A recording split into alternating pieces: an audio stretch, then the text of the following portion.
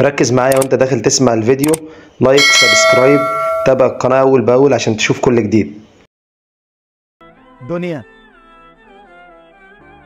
الدنيا فرمتني وأذتني وعلمت فيا بزيادة، كبرتني وبدلتني ودوقتني القهوة سادة، بدلت فيا المحبة واختارت لي اسم تاني، شوهت صورتي وملامحي وفقت منها لقيت ألامي.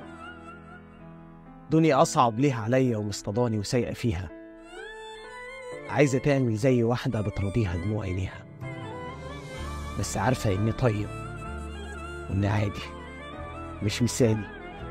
جاية طبعا تمتحني فاكرة إني بقيت أناني. شفت إمتى الفرحة فيها لما هفرح وأبقى عادي.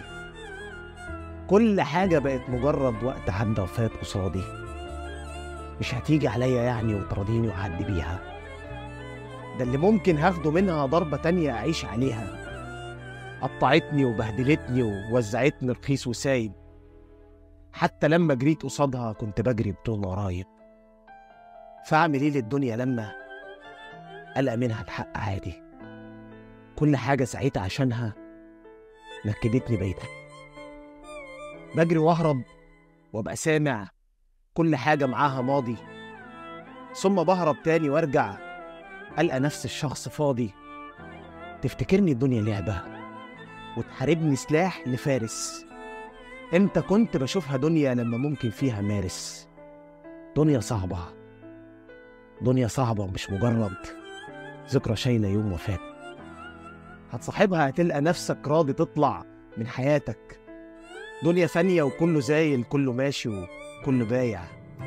حتى لما فضلت وحدك التقيت الحق ضايع. هي دي الدنيا بعيوبها يا صاحبي، عايز تبقى فيها؟